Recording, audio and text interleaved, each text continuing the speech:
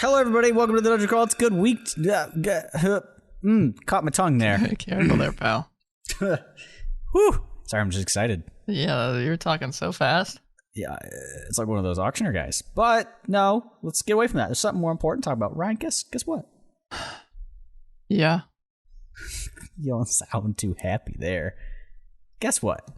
Yeah, what is it? Yeah, come on. You gotta give me a little more than that.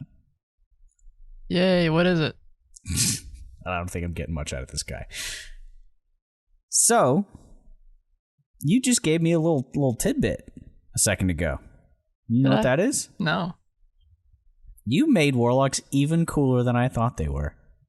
I did? Yeah, well, you enlightened me to something about them that I didn't know nobody else had. Okay. Now I'm a little more excited. What did I do? They get stuff at level 20 for their subclasses, and nobody else does. Well, I don't know. Okay, hold on. I don't know if nobody else does. Oh, you can't give me that and take it away. I know for a fact warlocks do, but I don't know. I think it's just them, but I'm not positive. Everybody's trying to convince me to play something else, and then they keep telling me these things. They're like, yeah, you need to play something else, but also warlocks have really big dicks. I'm like, okay. Hey, so do barbarians. Oh, no, barbarians also get level 20 stuff. Sorry. God damn it. Yeah. Well, that. Oh, so do bards. Also, okay. Why do you lie to me? I never said that it was just warlocks. I don't know where. I think you're just taking words and shoving them places. Doesn't matter. We're not even talking about heckin' warlocks today. But before we do talk about what we were going to talk about, unfortunately, what have you done this week? Were you interesting? Were you cooler than a warlock this week? Well, you know what? Can I talk to listeners for a second? Do I need to leave? No, you're fine. Yeah. Listeners of the Dungeon Crawl podcast, if you are hearing this, then it is probably too late. We have gone back to Unearthed Arcana. I am stuck in my cell currently, writing my final Unearthed Arcana paper. Tears stream down the pages. And my will to live is at an all-time low. It's like that one guy in Curse of Strahd in his castle doing his finances. That's a nice... Yeah. You remember him? It's like that guy. I do. I love that guy. Yeah. And he has a little rope there that can just like say, hey, I need help. It's funny. Was it me or you that were like, okay, guess we're doing Unearthed Arcana next time? I'm pretty sure it was you. Yeah. Hence the sadness. We haven't had to do Unearthed Arcana in a little bit because we recorded last Tuesday's episode. Mm-hmm. So the Tuesday before that you're listening to this right now, likely, maybe, I don't know, look at the date. Tuesday before that. We recorded with Kenneth like right after we finished the episode, even prior to that. The shadow we've been fell chilling on you. like villains. We've been chilling. Yeah, kicking back, relaxing. Crying every time Jeremy Crawford sends another tweet. No, we haven't been crying. We've had pretty good weeks, both of us. But it's been pretty good. Do you have notifications turned on for Jeremy Crawford's Twitter? I think Google gives me his information on my freaking Google feed. So they know. They know. So I don't even if I turn Jeremy Crawford on or off, no, he's still coming for me in my face, in my podcast.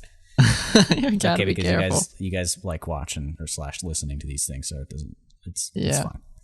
We're selling out. I do like talking about Unearthed Arcana, but this time we're not gonna spend 4 weeks going through the 3 things that have released since the last time we went through Unearthed Arcana. That'd be a terrible idea. What have we done instead, Ryan? Just looked at 3 of them. Just three of what? 3. So Unearthed Arcana, since our last recording of it, have released 3 new, about, most of them are about 6 pages. I'd say the average is probably around 7. I don't know, whatever. 3, each of them have 3 subclasses within them, though. And they even just come to the point where they just call them subclasses part 2 and part 3. And we look through those. One of those because the Genie Warlock is dumb. Oh, okay. Oh, that wasn't even in there. Yeah, the Warlock doesn't even exist in this. They suck at Warlock subclasses. Nothing since Hexblade's been good. Well, Hexblade was one of the last subclasses they released for it, so. Well, it's actually kind of good that they haven't released a good subclass because it's just going to make me want to play it, especially if they make a Psionic Warlock, which technically already exists, so never mind. I mean, I'd say Warlocks pretty much are Psionic already. Yeah. Inherently. But imagine if they made an entirely... It'd just literally be Mind Flayer. That'd be cool. Would be cool. It's going to happen, and I'm going to look at you like, and I will know it's too late at that point. Well... It's too late. So that's what happened for us as a collective. That's what we were doing. But what did D&D do this week, Braxton? I think you're probably excited for this if you remember that it was announced. Oh, he's forgotten. What? He's you mean this week? I think it might have been last week. Either is we've not talked about it on the podcast at least. It was before. It was after our last spot. Yeah, a book. Yeah, we talked about that already. No, we didn't. Yeah. We talked about Wildmount, not the new one. Wait, what? Huh? You okay over there? I don't know what you're talking about here. The Mythic Odysseys of Theros. Oh yeah, everybody hates it. What? Why?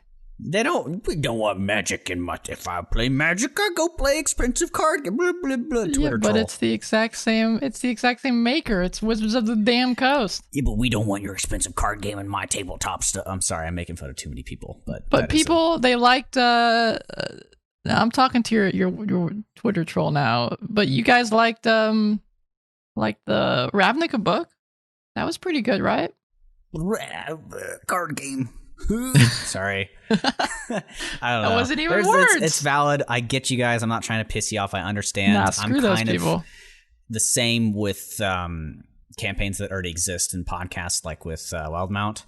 I want new, just D&D. Just make new content in this world. Don't pull it from something else. I get it, but Wizards of the Coast is going to grab at that thing. But that is D&D. Their child. D&D inherently is grabbed from other things. Yeah. I'm not one of them. I think beholders are the only one of the few things that was actually just made up, I believe, from Gary Gygax. Really? Mm-hmm. Damn. Dragon's Dogma. There you go. I didn't know you were pulling straight from D&D. Thought that was just something. Wait, those are Gorgons. Never mind. Greek. I was going to say Greek stuff had eyeball monsters, but Greek Theros. God damn it. I'm actually really excited for it. I think it's gonna be just have some Theros cool is stuff my favorite freaking set in Magic. Exactly. That's why I thought you'd be excited about it, man. Xenagos Warlock. It's not a thing, I don't think, but if I will, that's gonna be a barbarian thing. It's a little clapping emotes in between each word. Give me if there's anything Warlock in this. I'd imagine they have not said. Warlocks can be black blue. I'm gonna cry. Actually, no. There are. Okay, so these are the subclasses. The bards. Well, it's just it doesn't say it. There might be more than this, but right now the only two we have in it are the Bard's College of Eloquence and the Paladin's Oath of Heroism. So bards, I think, could fit into pretty much any color. Really? Sure. Maybe more so white and red. Or black and red. Oh, sure. We're going magic, yeah. Yeah. Warlock's blue, black. Blue and black, yeah. They're the mirror. You could probably throw red in there, but I hate that. Barbarians, my love repping the Gruul crowd, red, green. Oh, 100%. Big things, strong things, fast things, big, strong, fast things with double strike. Spiders are not in D&D, white, red. Yeah. Not that we need to get into this now. But dude, yeah, I'm excited about that. Yeah, mythic monsters. I'm mainly lots of cool bosses for you guys to toss into your I'm stuff. mainly excited for the monster manual portion of it, I think. There's going to be some cool stuff. Can you imagine if the jellyfish blue-green dude is in there? Are they in Theros? Aren't they? I don't think so. I think you're right. I think those are Ravnica. Yeah, I think you're right. Which means I wonder if they were in the book. I don't remember if they were in the Ravnica book. Been a while since I looked at that bad boy. It'd be not fun if they were. Yeah, we picked some things that are fun though, because we had three. Well, hold on. Unearthed Arcana. Look, what do you want? You pause on the train some more? No, it's news. Yeah, I'm trying to delay Unearthed Arcana as long as possible. Okay. No, there's one last cool news thing that came out. Wizards of the Coast announced that they're going to be doing a bunch of games like D&D themed video games. Obviously, Baldur's Gate 3 is the big one, but they're doing I think a bunch of crappy mobile games as well. Disgusting. Yeah, but they announced there's a bunch of them coming down the pipeline real soon. So I'm interested to see what do they say anything specific about mobile games? No, they have mentioned, I can't find the exact article anymore, but they mentioned there's going to be like, I think it's like they're working on 13 or something like that. Maybe it was 6. I don't know. It was a lot. I know so 13 and 6 is a big difference, but my question is, and this is my one disappointment with Baldur's Gate 3, is it's basically Divinity, which you'd think coming from me wouldn't be a disappointment, but I was hoping for a different thing. You know? Yeah. I mean, it's literally the Divinity engine. I imagine they're going to be doing something a little more fun with it. It's different slightly. Like if you got dropped in an alternate universe, you'd be like, that icon's in the wrong corner. My hotbar has more things on it, and I can push people. And it's more graphically impressive. Yada, yada, yada. Yeah. And everyone takes like the same initiative or something, right? Like it goes back and forth. Yeah, it's not specifically D&D, and I know that Baldur's Gate originally wasn't literally D&D's combat. It was real time. I wanted, like, they'd still kind of have the ability to pause it, but it's only when you're out of combat. Yeah. Which is weird. I don't know. I feel like they've kind of flopped on some of the design choices there. We'll wait till we play it. And you know I'm gonna love it though. I can literally be a warlock. Yeah, great old one with mind flayers and get Yankees. Yeah, fuck. Why do I have to get this thing out of my brain? I want to be a mind flayer. Here's the. I'm sure that'll be an option. Yeah, the other thing they announced at the very least, but instead of they put a name on something, was Dungeons and Dragons Dark Alliance. It says join up to 4 friends online or on the couch and battle iconic monsters from D&D in a new co-op action RPG. Does that sound positive? I can't decide what that sounds, because at first I was like, okay, like Dynasty Warriors type thing, and then I was like, okay, like a Marvel versus Capcom fighting, but then you said 4 players at once. Yep. That was like the first thing I said, so I don't know why it took them so long to get there. Yeah, I the first thing I think of is Left 4 Dead, but then it says like action RPG. I don't know. There's no really video of it, just a trailer. Yeah, well, it says action RPG, which is what ARPG stands for. But so it could be top down. Well, they might just be referring to it'll be an RPG, but also have action in it. I don't know. Yeah, I'm worried because this is just like, I don't know. I think obviously they're capitalizing on the hype that D&D has right now. Yeah. But I was wondering, some of these games are obviously going to be of similar ilk in terms of their gameplay. So is it all going to be on the same engine, or is it going to be like this D&D RPG or this D&D ARPG is just a bunch of different things? No, yeah, it's all different devs and stuff. They're doing different projects. Given like a time span. I know they are trying to keep it coy, but did they? This one says coming out in fall 2020, so sometime this year. But I mean, like, I'll be following everything. Not literal dates, but like starting from fall 2020 up until 12 years from now, these games are going to come out. I think they did. I can't find the article on it though. If they did, good. If not, I'd be worried that they're just going to shit them all out. There probably will be some shit coming out. Like these are probably not going to be that great. Or their own studio? No, they're all different ones. Is Baldur's Gate a part of this? It just came out before they announced it. It also makes me think of Vermintide a little bit. Yeah. Just give me Warlock stuff.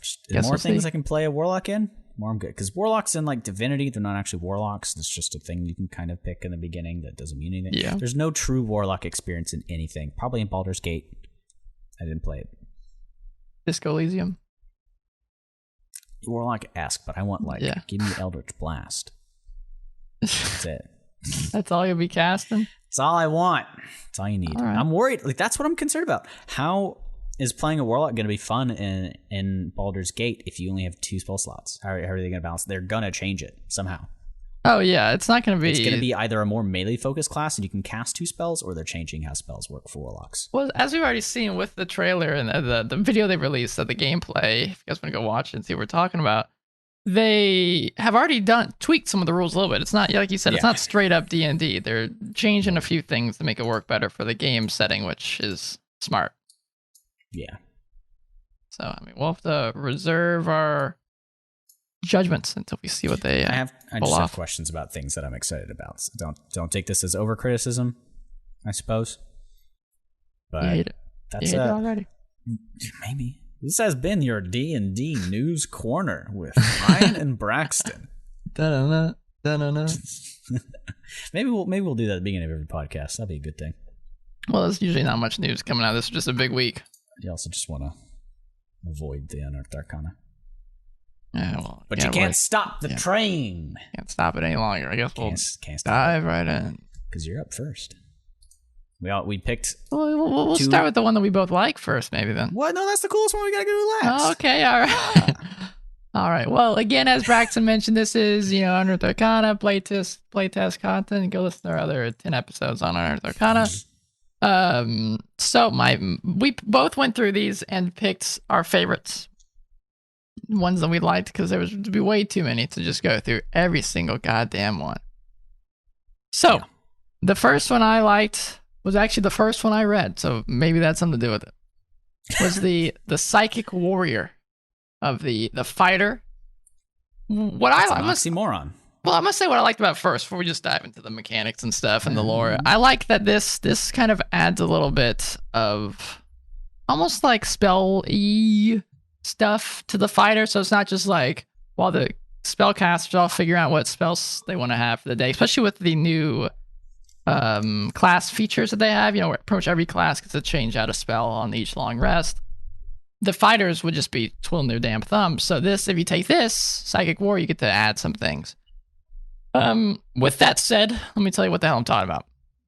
So the Psychic Warrior itself, you awaken some psionic power that you have within yourself, and you can then augment yourself with these psychic abilities that you have. And again, you see the trend of having psychic abilities, which might be leading to some sort of book down the line. Who the hell knows? We can only hope. I think it's just strategizing with Baldur's Gate, honestly. I came to that realization today. Yeah, maybe you think they might release a book around the same time? I don't know if they'll release a book, but I think they just want to have like-minded stuff going on because, when you're eating cake, you get cravings for cake again later. So if you're craving psychic stuff, D&D also released some psychic things. I wonder if they would have these classes in the game. That'd be cool. That would be cool. Anyway, so yeah, you get some psionic abilities starting with at 3rd and 10th level. You basically, this is what I'm referring to, is when you finish a long rest, you can choose to augment yourself with certain abilities. There's only, it's weird because you kind of get an option until 10th level, and then you just pretty much can have both. So you can choose one until 10th level, each long rest. One being you get basically better defense, kind of bolsters you up a little bit more. And the other one just kind of bolsters up your strikes. So depending on if you want to be kind of more of a tank that day, or if you want to be a little bit more of a... it's not really just a tank. You can also help prevent the damage on your friends. So if your friends can hit, you can release or decrease the damage a little bit. And the other one just allows you to do some more damage. Kind of a fun, I don't know. You can decide what you want to do each. Yeah, that's cool. Well, I think the first time you and I talked about this I thought it was interesting. Mm-hmm. This is the first time either that they've worded it this way or that they've done this at all. And what I'm talking about is the 3rd and 10th level for a specific ability. They get psionic armament at 3rd and 10th. Yeah. Rather than having a unique 3rd and a unique 10th. So first, what do you feel about rather than just having psionic armament 3rd level and it's saying at 10th level within this paragraph that you get to have a second, and then they have a 10th level thing? Do you think they kind of skimped out or made it they were worried about balancing? I wish there were more options. Probably worried about balancing or something. Because the problem is once you hit 10th level, you just have both, and there's really no point. You don't get to think about it anymore. It's not really the same thing as is it Pavlov's gun or something like that? Chekhov's gun. Like you see a thing and it's gonna come up again later. Like you have to see it. Yeah. It's not quite like that. Like you're like, at level 10, I'm gonna get this thing. I wonder what it's gonna be. You've known for the past 7 levels that you're gonna get it. It's not really exciting. Yeah. So rather than it being like good or bad, like disregarding that, I always prefer to have a completely new ability rather than. Yeah, that's cool till you hit 10th level at the very least. Yeah. The other cool thing gives the fighter the mage hand cantrip, and you can just do it and make it invisible, which I think is pretty damn dope. Why? Because it's psychic, man. It's like you're telekinetic. But why can't everybody do that? Because the other ones are spell. I mean, I think what they're trying to do here is it's a quote unquote spell, but it's telekinesis is what they're talking about. Yeah. Other classes don't have telekinesis. That's pretty cool. That is pretty also, cool. Can we talk about how in Baldur's Gate the freaking mage hand thing can do everything? Yeah, that was the big change that they did with D&D. Is that your mage hand can't do all those crazy things. Yeah, take mage hand if you play Baldur's Gate. if you don't, you're a scrub. Okay. All right, that might be a little harsh. Might be better spells. Quote me on that. Okay, he's a little early. The game doesn't even come out for a long time. So. All right. Then at 7th level, you get the old Strength of Mind. As a bonus action, you can telekinetically lash. That's a tongue twister. At a creature you can see within 20 feet of you. The target must make a strength saving throw against a DC. Yada yada. Cool. On a failed save, the target must take force damage equal to 2d6 plus your intelligence modifier, and it's moved 15 feet towards you or away from you, which is pretty sick. You can do this a number of times equal to your intelligence modifier. Again, this just gives the fighter, I think, some more choices instead of just running in and going guns a-blazing. This allows them to also, focus on intelligence, which fighters normally don't give a rat's ass for. So this will allow them to, play with some things. At first, you're like, okay, this is kind of a weak thing at 7th level. 2d6, so a max of 12 plus 5, so 17 damage total. Well, it's a bonus action. Yup. Yeah. That's what I was going to say. You read my mind. Beat him to the punch. You the psychic warrior? No, yeah, you pull him close, you do a little wacky-do with whatever weapon you got, bang, bang, bomb, they're dead. Well, you don't have, it has to be within 20 feet, so someone's going to be way away from you. Just leap into their brain. It doesn't even have to be within an attack. Yeah. How cool. It's pretty cool. Bonus action. 2d6. Yeah, I don't like how you can use it multiple times. And then push them off a cliff. Do a wimble wamble bamble, and they're gone. Those aren't words. Doesn't have to be. Warriors aren't smart, but now they are. Yeah, this one is. Yeah, you're gonna have to rebalance what you want to do with your stats. Yeah, I mean, obviously, if you're taking this, you're gonna know what you're going for. Oh yeah. So 10th level, you get the telekinetic bulwark, which, first of all, that's just fun to say. Bulwark. Yeah. The bull's working out there. So when you take the attack action, you can forego one of your attacks to project a bastion of psionic power in a 10-foot radius around yourself. It lasts for a minute, or until you're incapacitated, whatever, like concentration. For the duration, you and your allies in that area gain the benefits of half cover and have advantage on strength saving throws. This is incredible if you're being attacked by a bunch of ranged assholes. This guy is an insane utility. Oh yeah, which again, it's not what fighters use. I mean, I guess they sometimes do, but are generally just all about getting in there and doing multi-attacks left and right. Yeah, I mean, these guys are basically getting unique spells for their abilities. It's pretty dope, man. Yeah. It's pretty sick. Oh yeah. Oh yeah.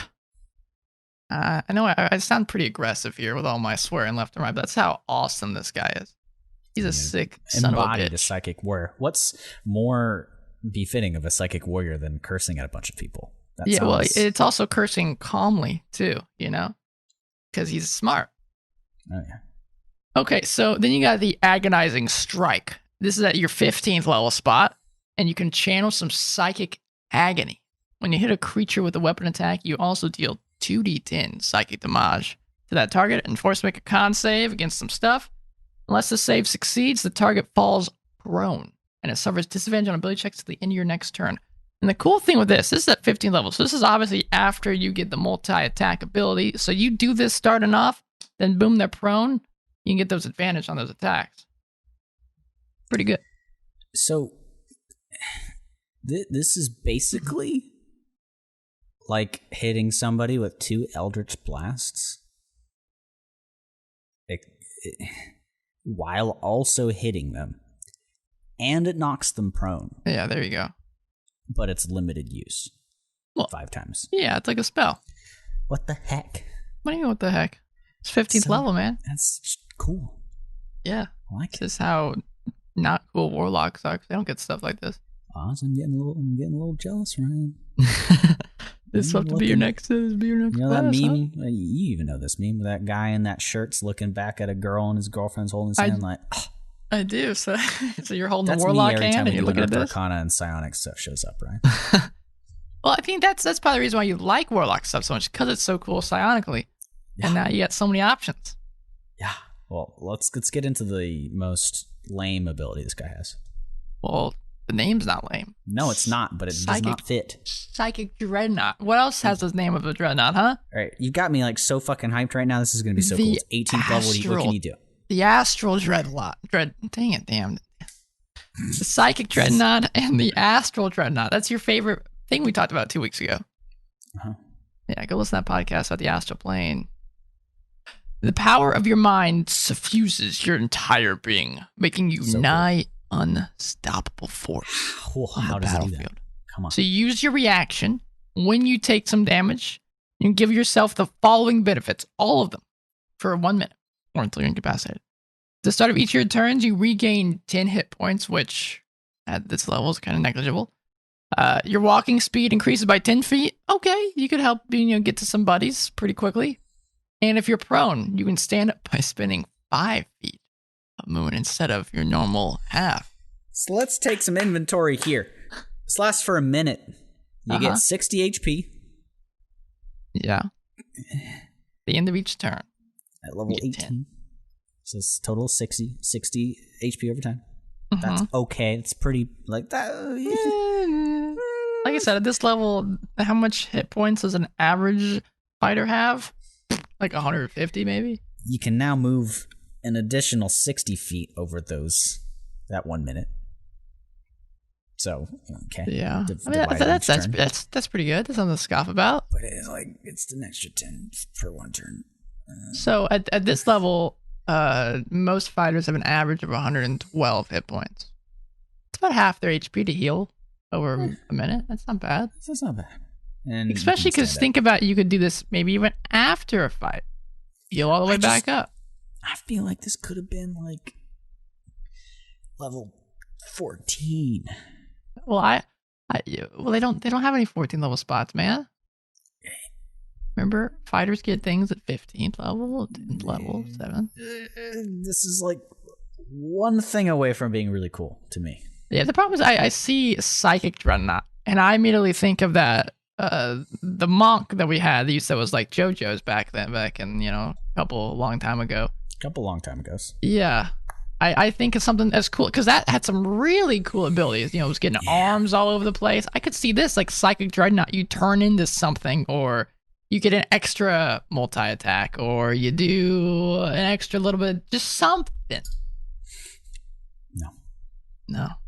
It's like, I mean, they stuck the landing, but you farted a little bit. It's kind of embarrassing. That's what this feels like to me. Yeah. I don't know if that's an accurate representation of it, but it's a good ability. It just doesn't seem like it's amazing. That's all right. 15 level is pretty cool. Yeah. All the abilities up to this are pretty cool. Oh, yeah. This is by far one of the coolest boys out there. That's why. That's why I picked him. So. You want to know another cool boy? Which one? You want to lower your eyes just a little bit to the next thing? Oh, is that offensive? What are you saying? Oh. The new roguish archetype that you can pick. What? Yeah, I picked something that's not warlock because there's no freaking warlock stuff here. They did on purpose. Did you have to talk about something else? Yeah, it's kind of dumb. But you better believe there's going to be 6 warlock subclasses that come out, but forget about that. Explain this to me. Why is it cool? At 3rd level, you're now able to pick a thing like you do at every other 3rd level for every other class, but you get a Thanks fancy. For teaching me how to play the game. You get a fancy knife. Okay, what kind of knife? A soul knife. What? It's basically, the way I imagine this is like a rogue, like a memer guy. Like if you're playing modern day D&D, this guy's knife, it just has no U on it. And he does a bunch of psychic brain damage to you because you're like, hey man, you're dumb. And he goes invisible and knifes you in the brain and says, no you. And then you're fucking dead because you're terrified of him. He just wrecked you. Is that a meme? I've never heard that before. That's this guy. Try insulting me, Ryan. Your hair looks like it got set on fire. Have you ever talked to Carrot Top before? No, you. Doesn't even make any sense. No, you. That's this guy. So it's like, the kid in high school that said your mom to everything? Yeah, it's the same concept. So let me teach you a thing about this guy, this man, this boy, this woman, this whoever you want. All right. Thing. Because D&D, you can be drink coffee before we recorded this? I've had coffee twice today. Once at 10 and once at 5 p.m. Amped up, man. Maybe. A soul knife possesses this awesome, powerful psionic potential. Sure. You can channel your reservoir of inner magic, which rogues don't have that, but now you do, into tangible blades of psychic energy striking their victims' minds. They find easy employment because they're the coolest guys, and who doesn't want a rogue with mind powers on their team? So these blades also don't leave behind any wounds. Yeah, so if you want to murder people, they can't tell. That's why they're the best assassins. They're so good. So as a soul knife, your abilities might have haunted you since you were a child, blah, blah, blah, flavored stuff. They manifest now at 3rd level. Whatever troubled past you had. Maybe you were a memester back in the day because people made fun of you. And now you're like, I'm here. Or you're just psychotic again. And you manifested your own knife out of thin air to start killing all your it's almost enemies. Like a JoJo stand. I haven't seen Braxton, what are the limits for what a JoJo stand can be? Nothing. Let's continue. Psychic Blade, 3rd level, soul knife feature. Let's buff that thing at 3rd level. You just got it. What's cooler, as a bonus action, you create a magical blade of shimmering psychic power from one or both of your hands. You can have 2 of them. Why wouldn't you want to have 2 of them? Yeah, that's important. It's really cool. It's important. While one of your hands is manifesting a blade, you can't hold anything in that hand. You can dismiss one or both blades at any time. No action required, blah, blah, blah. They disappear if you're incapacitated. No one can steal these. These are yours. The blade is a simple melee weapon.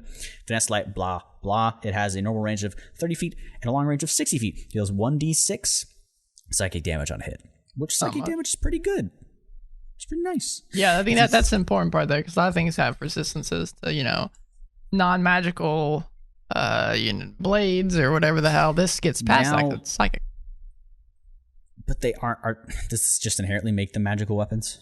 No, I'm just saying that it would say, resistance to bludgeoning damage, et cetera. This gets past that. This could be a problem, though. If they don't get the magical property later down the line. Well, because they won't hurt people that are resistant. Okay, let's keep going. So, after you do the 1d6 damage, if you throw the blade as part of an attack, it immediately vanishes after it hits or misses the target. Blade otherwise disappears the instant it leaves your hand. That's cool. Interesting. Yeah. Yeah, teleporting blades. You could get maybe you got a dog coming after you. You want to play fetch with it. You go get it. Oh, the dog's playing fetch with a knife? Maybe it's a ghost dog. Psionic dog. That's better. That's better. So, also at level 3, you now have psionic enchantment. You can focus your psionic power to give yourself a cool, extraordinary ability. When you finish a long rest, you can get one of the following benefits of your choice. Lasts until the next long rest, which again, you can pick another one after that. So number 1 is you can now communicate telepathically with any creature you see within 30 feet of you. If it can speak one language, it can respond to you telepathically. Isn't this like a warlock feature? This is like a warlock feature. And can I point to you at the very bottom of this thing? They added a bunch of cool stuff. They added telepathy as a feature, or telekinetic, telepathic. Yeah. So Great you're telling me warlock this is dumb. But so you're telling me this is better than a warlock then? Yeah. So basically, playing a Great Old One warlock is there's just you're not very unique anymore. But flavor. Yeah. The flavor of the old ones, man. Those are That's all warlock stuff is. It's just flavor. The only one that's actually useful is Hexblade. It's kind of dumb. Salty stuff behind. Let's keep going. What are the other stuff? You could also increase your walking speed by 5 feet. Why would you do that? As a rogue, that could help you get a little farther. Especially because remember, you can bonus action to dash and go even farther. Why would you... Why? Well, I guess if you're only doing combat, Or if you had to sneak really far. I know I'm about to just fight, so I'll do sneak. Okay, see the use, but the first one's cooler.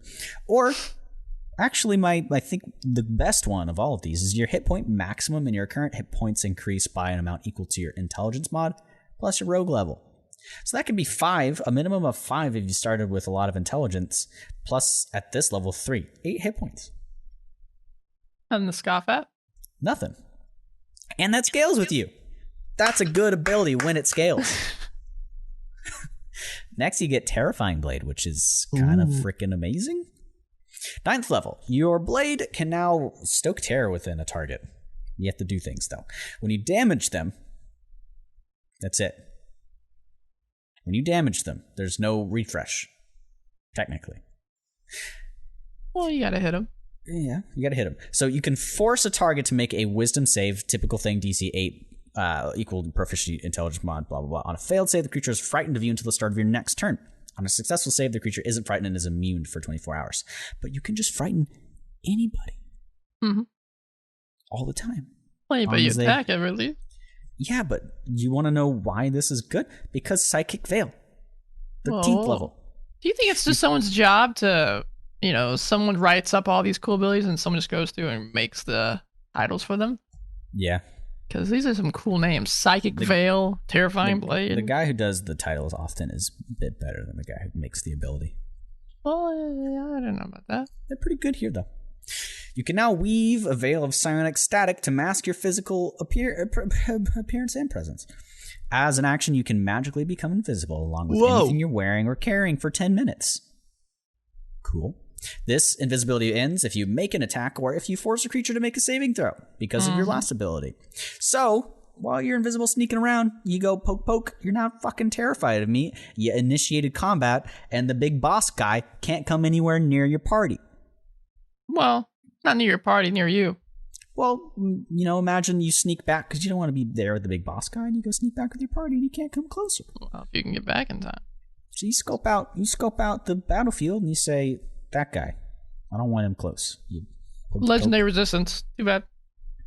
Okay, maybe he's just a big barbarian guy. So that's cool. You can use this a number of times equal to your intelligence mod, so technically up to 5 unless you go past the 20 limit thing. And you regain all expended uses when you finish the long rest. Cool beans. Pseudo spells. I love them. You ready for the big one finisher? Yeah, the coup de grace. Let's go for it. Rend Mind. Bruh. Level 17th, Soul Knife feature. You can sweep your psychic blade directly through a creature's mind. No you. As an action, while you have at least one psychic blade manifested, you can force a creature you can see within 30 feet of you to make an intelligence saving throw. So... Right. I'll make it. DC equal to 10. Plus your proficiency bonus plus your intelligence modifier, which is higher than usual. Pretty cool. If you are hidden from the target, it has disadvantage on a save. On a failed save, the target takes 12d6 psychic damage. Well, this is also level 17, but well, see, the interesting thing is this. I mean, I'm curious. Would you consider this? Would this break Psychic Veil's invisibility? Oh yeah, it's saving throw. Never mind. You're right. Yes, if you make somebody make a saving throw, it does. It would be with disadvantage because you're hidden, right? If you are hidden from the target, the target has disadvantage. Yes, so it goes away upon attacking. It's pretty good. Like in any game that has invisibility, usually it makes you more visible the moment you do an attack. Yeah. See the cloaking stuff from Halo. Shout out to me and Ryan Malasiar and Nesaguru on Twitch doing Halo Combat Evolved on Master Chief Collection. There's a lot of cloaking in that sometimes. So this is cool. 12d6 psychic damage just from you just look at a guy as an action, and you do 12d6 psychic damage if you're invisible. Now, hold on. What if you've got a warlock or somebody in your party that can cast invisibility? You can keep doing this. It's so freaking cool. So, and it's stunned until the start of your next turn. Yeah. So on a successful save, it takes half as much and isn't stunned. One of your psychic... Ooh, it just did burp. I'm sorry, that was disgusting. One of your psychic blades vanishes after using this feature. You can use it a number of times equal to your intelligence modifier and regain all expended uses, of course, when you finish a long rest. So, I mean, it's really straightforward. and it doesn't make you a spellcaster, but in tandem with all your rogue stuff that you already get and the flavor that this offers, I think this is really cool. I can see myself being this. I'm very curious why they say that it vanishes one of the psychic blades, because it's not like it's an issue to create another one. It's just a bonus action. I think it might just be flavor saying you're throwing the knife into their brain. But then you just bonus action back. Oh, here it is. Yeah, it's just a big chunky flavor throw knife into the brain. Gotta nerf it somehow. Very slightly. I think this is cool. It is very cool. I like it a lot. Yeah. A lot of psionic stuff going on, huh? Imagine making a psionic party with this guy and the last guy. That'd be pretty strong. And then the whole thing is themed around mind flayers and Gith Yankees and all that fun jazz. So freaking cool. We got I'm one down more. for it, man. We got one more. You got one more? We got one more. That we like. Yeah, well, we're going to skip over the second one entirely. The second one that they released, because we didn't like that one too much. I mean, there's some cool stuff in it, but bards, clerics, and sorcerers. Lame. No psionics. Get out of here. Done. All right, which brings us to the third and final part of the subclasses that they released. Mm-hmm. Starting with the Artificer, which I think was very cool, even though we didn't pick this as the one that we liked. But I like that they're, not just ignoring this new class they created. Oh, wait, hold on. We missed something. The wizard from the psionic page that we just talked about is dumb. Oh. Okay, let's go on. Wait, why is it dumb? Explain. Think of anybody other than Warlock that should be a psionic wizard. Think about how lame it is, and do all wizard subclasses only go to, what is that, 10? No, they have 13? 14th level slot. But it sucks. Well, you didn't ask if it was good. It's bad. It's okay. That's my quick thought. It is bad. What's you can fly. Flying's good. You can fly with a lot of other reasons and things and stuff. Yeah, but it's not a spell that requires concentration, which is important for a wizard. Yeah, but how many levels does it take you to get that? 14. Dumb. And you can only do it for 10 minutes. I think. That's a long time. No, it actually doesn't say. Oh, stop. I don't know. It's too much for us to go through right now. It's dumb. They do have a lot of new spells, though, later down that book page. But that's not subclass stuff. It's just you almost picked it. You almost picked one of them. Or you did, right? You just haven't used it yet. I might change it. Yeah, Intellect Fortress. Okay, let's go. We got a cooler thing to talk about. Subclasses part 3. Artificer, cool. I'm glad they're doing stuff with that. Yada, yada, whatever. Okay. Mm-hmm. The one we liked is the Druid. Mm-hmm. The Circle of the Stars. This is literally the coolest motherfucker ever. Well, why do you like it? Because it's got a lot of text and it can do a lot of things. Some of it kind of random and cool, but yeah. Let me tell you why I like it. All right, let's go. Before we really dive into it, and we could talk about it, the mechanics and stuff, and we probably will. But we've talked about the way I do druids before, where each circle exists out in my world. So the circle, whatever the heck, whatever, I don't know what they're called, but they exist. They usually correspond to elemental planes. This one, what plane do you think this would refer to for me? Astral. Nope. What? Nope. What? No. What? The Far Realm. Wait, what? Yeah, that's where I'm going with this. What? That's where I'm going with this. Really? Yeah, the Cosmic Omen, a starry form. Dude, this is sick. You don't have me yet. I don't think I have myself. The way I would rule, I would not rule, but the way I would have this is that this circle of this druidic circle is centered around understanding and preventing aberrations from the far realm from coming down. They study the stars. They study what is out there and the ether above the planet. They're not bad dudes. They're preventing the aberrations from existing here on Earth. I think that could be one way to do it, but I don't think that's at all what they had in mind. No, that's how I'm doing it. Okay, yeah. because Wizards of the Coast don't really acknowledge the Far Realm too much. No, they don't. That's okay. Cool, because if they acknowledge the Far Realm, then it wouldn't be the Far Realm. But I mean, that's where the Mind Flayers come from, and the Githyanki. Yeah, but I mean, it's not like if you go to the D&D 5e Dungeon Master Guide Plains area. Well, I mean, you said it it's yourself. Just like a paragraph. You can't mention it. It's not. That's what I'm saying. Yeah, so they're doing what you would do. Is that what I would do? Oh yeah. Or is that what Lovecraft would do? That's what I want that on a t-shirt. What would Lovecraft do? And the back just has like a Cthulhu monster. He would not tell you. Yeah. Let's get into this. Okay.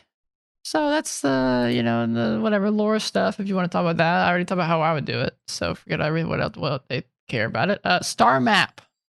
This is your second level thing. You get to create a star map as part of your studying of the stars. Level? What? Yeah, second level. Slow down there. Or don't. The map is a tiny object because it's a map, and you can use it as your spellcasting focus. That's cool. Means you don't need components as long as they don't have monetary value. And it gives you ideas on what you can make, what the star map looks like. Obviously, you can make it up entirely on your own. You can also cast 2 spells, like spending spell slots, and without preparing it, which is Augury and Guiding Bolt, which are very good. So, nothing to, those are important. Let's see. Guiding Bolt's almost just like the druidic. What's the thing you use up Eldritch Blast? So, especially without them spinning a spell slot, boom, there you go. That's their Eldritch Blast. So then we got Starry Form, which is very cool. It kind of basically turns you into a constellation, and you can get certain constellations on your form that give you different abilities. Cool tattoos. Yeah, tattoos, if you will. But they basically will give you either some extra hit points. You can either do more damage if you're doing an archery stuff. You can do more damage, or you can do better at concentrating on things. And you get to decide these every time you pop up Starry Form. So again, just kind of giving you some more thoughts to go through in the middle of battle. Bruh, level 2. Yeah, it's level 2. This druidic stuff, man. Bruh. All right, really cool. What's 6th level then, Braxton? Cosmic Omen. Yeah, that's the cool sounding one. Yeah. So you use your star map to find the will of the cosmos. See? Far Realm. Bloodborne. Cosmos. Yes. Maybe. I still feel like it's just general, like, astral plane. No, astral plane's not above you. Yeah. It's not in the stars. It's on another plane of existence. That is true. But the Far Realm is on another plane, isn't it? Arguably. No one knows. God damn it. You can't just keep basically saying no you. Same thing. So you roll a d6, random stuff. For those of you that don't like RNG, get out of here. Hearthstone? Yeah. Destiny. You gain one of the following possible omens based on whether you rolled an even number or an odd number on the d6. Whoa. So one of them is wheel, even. A creature within 30 feet of you, when it makes an attack roll, a saving throw, or an ability check, you can use your reaction to roll d6 and add the number to the rolled total. I always thought that word sounded like a little kid saying real. Wheel? Is this even wheel? Wheel. Is this ability wheel? See? Whoa. Whenever creature you can see within 30 feet of you makes attack roll, the same thing, you can subtract the d6, which is why, if you are wondering, you would ever use this on a different creature other than your party members because you have a bad option. Yeah. So you can add or subtract a d6 to any creature within 30 feet of you doing an attack, saving, or an ability check. How many times can you do this? Number of times equal to your wisdom modifier. Seems to be a theme that they're starting to do now. Well, it's cool because it gives you stuff to do on other people's turns using your reaction. Yeah, but this adds a lot of stress for people that roll their abilities. You best roll well. Yeah, be careful. Don't want to piss off your party member. Roll well. So, level 10. We're getting to the big boy stuff. You could do a lot of stuff before with your map. Now you got a cool Cosmic Omen thing, but now you're full of stars, level 10. While your Starry Form feature is active, you become partially incorporeal. What? Resistance to bludgeoning, piercing, and slashing damage. It's very good. So, rather than being fully, which means you literally can't be hit, or just have disadvantage to all those things, now it's this resistance. So, that's it. But that's cool as heck. That is very good. That's very nice. Resistance to anything is strong, freaking notch. Yeah, you ain't gonna be hit. This would be a really cool multi-class. Well, I mean, you can be hit. It's not gonna take much damage. No, we got the big one though. Yeah, the last thing, level 14, the Star Flare. Your connection to the cosmos, the far realm, allows you to conjure brilliant starlight. As an action, you conjure a burst of light in a 30-foot radius sphere, set on a point you can see within 120 feet. You can teleport yourself and each willing creature in the sphere to an unoccupied space within 30 feet of it. Each creature remaining in the sphere must succeed on a con save against your spell save or take 4d10 radiant damage. Be blinded until the end of your next turn. Hot damn. Reminds me a little bit of the Warlock one from the very first Unearthed Arcana we did that would allow you to teleport your friends out someplace. Yeah. But you can't teleport like a mile away or wherever the hell it was. So, what I'm starting to notice with a lot of these abilities, especially if it says once you've used this, you can't use it again until you finish a long rest or you expend a spell slot. Granted, Warlock slots can come back on short rests. They're starting to give some abilities that are like Warlocks, where it's one and done until you rest. And it's just like, give Warlocks some stuff that are like the other classes if you're going to give the other classes some Warlock-like stuff. Come on. No, screw that. Come on. That's it. Star Flare. You know we should do a podcast episode on? Warlocks. Nah. Resting. Yeah. Yeah. Because, long rest, short rest. As a DM, what do you do during those rests? If they take them back to back, what's going on with the world? Do you allow them to take rests back to back? How does that work? Yeah, be something we need to address. There's something else that we talked about that we need to do. We got a whole list. We do. We're so organized. Hey, look at that. Did you add anything? No. Oh, okay. I won't even look at it then. Disgusting. Disgusting. Okay. Those are our picks. What's your thoughts on the Circle of the Stars? I think it's cool. Not amazing, but it's fun as hell. It is fun as hell. And there's some cool stuff in these subclasses. I'm interested to see if any of these will ever see the light of day with the amount of subclasses they released in the last year. Hell, the last, 6 months? Well, I do see Star Flare losing its utility very quickly as you climb in levels. 4d10's not a ton at that level. Yeah, but I mean, blinded's good. You're blinded, exactly. That's very important. But 40-10 AOE, that's where it is good. It's not just a one thing. So, willing creature. Okay. Yeah, you teleport your if voids. It's not willing, can you teleport it at all? No, doesn't seem like it. Because then they're left in the circle. You could just yeet people off the edge of stuff. Yeah, you can't do that. It'd be really funny. You could get your rogue or charismatic party member to convince them to be willing. Try, but that's another podcast we should have is charisma checks. They don't equal mind reading or mind controlling. I don't know what you're talking about. No, you guys don't have any issue with that, but there's always stories of like, I want to roll persuasion on this monster and make Kill it yourself. go. Yeah, I want to make it jump off the cliff. Fine, whatever. Roll a persuasion check. Natural 20. Okay, so the goblin walks off 10? the cliff. Yeah, the goblin want to do that.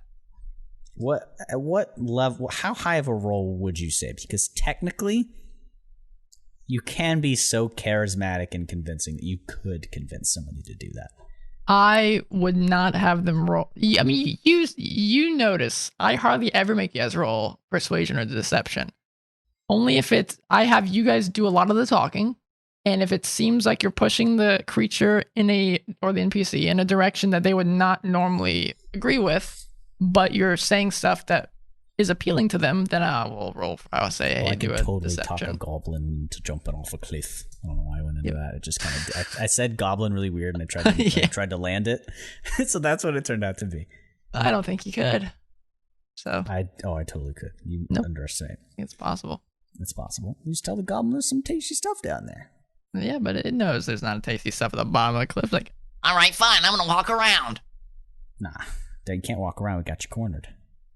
It's your only route of escape. Your friends are down there. We fought them earlier. You know there's a cliff there. There was. I checked. I don't believe you. You filthy human. Kick him. And then he falls and gets caught. This is the first step in my multi-tiered plan to convince this goblin to jump off a cliff and actually kill himself. So now he believes me because he was saved. Come back later. Try it again. What a sick bastard you are. You said I couldn't. I don't think you can. I'm going to do it. All right, that'll be our next session. Will be. I'll just get Celestia to suggest. We'll have a one shot centered around goblin suicide. That'll be a great time. Hell yeah, fun time, good time. Oh, assisted suicide. You know, Brax, that's a goblin. What if you like murdered people? Yeah, go ahead. I was just gonna say, I feel bad. I never asked you how your week was, man. How was your week? You don't get to know. Not anymore. Why not? It was good. It was a good week. Good weekend. I went to one of my favorite restaurants with my brother and a nice. lady friend. So that was fun. You want to shout it out or no? If you live in Chicago, the good old Chicago, go to the Bad Apple. Hey, sponsor us, Bad Apple. They probably would. I don't know. Really? If you like burgers, it's not super vegetarian friendly, but they do have vegetarian meatballs. Use code CRAWL whenever you go. You can't do that. Oh. Sounds cool, man. It's really fucking good. Ryan, also, did you catch felt like risking the coronavirus? Oh, which now Illinois has declared some sort of state of emergency. Yeah, state of emergency because there have been 11 people. Some dude coming from Italy. The hell was he thinking? Decided, I have the coronavirus. I think he knew. Or something like that. He was sick and didn't get himself checked. Decided to take the metro, which is the big fancy train going from most of the suburbs. Yeah, we know what a metro to is. The city. And contaminated the whole thing. Now, he's quarantined, and that train is out of commission until they clean it. It makes sense. Why would you go to school? Did you bet the priest that went to mass and was shaking everyone's hand, even though he handed out a communion, and he was infected? Do you think even if this is overhyped, it's still a disease that we were not prepared about and is coming around. We're having to learn about it, and B, infecting a lot of people. Regardless of whether you think it's a conspiracy just to fuck a bunch of shit up or not, it is happening, affecting people and killing people. This is what a higher mortality rate. Darwin was talking about, man. We're seeing the idiots of humanity come out in full force and killing everybody because of it. Ryan. Yeah, I work at a hospital, so you're fucked. But my brother, he'll bring all the contaminants home. Perfect. If I get sick and die of it, it's because of him. That's the Target right next to me has no toilet paper. Yeah, I need to go and just in case people start freaking out here, which is only a matter of time. It's Texas; they're going to. Yeah, I need to start just grabbing a few essentials. I imagine that the excitement will die over in the next month or so. I would hope. I don't know if it's excitement.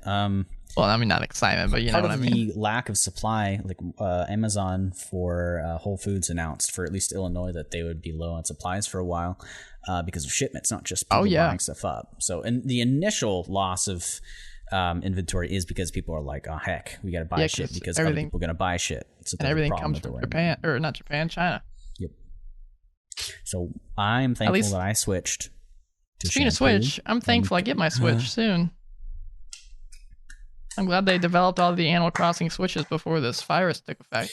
Ooh, yeah, it's definitely going to affect the new console generation coming out. Oh, yeah, it already has started to affect game releases. Mm-hmm. The SSDs, I doubt they made those super far in advance, and all of those are pretty much made from China for the new consoles. So I'm wondering if they had those already ready or not. They may have to delay. Probably not. ReZero Season 2, we've been waiting for 4 years. Got delayed to summer 2020. Was going to come out pretty soon. Not that far. It's affecting anime.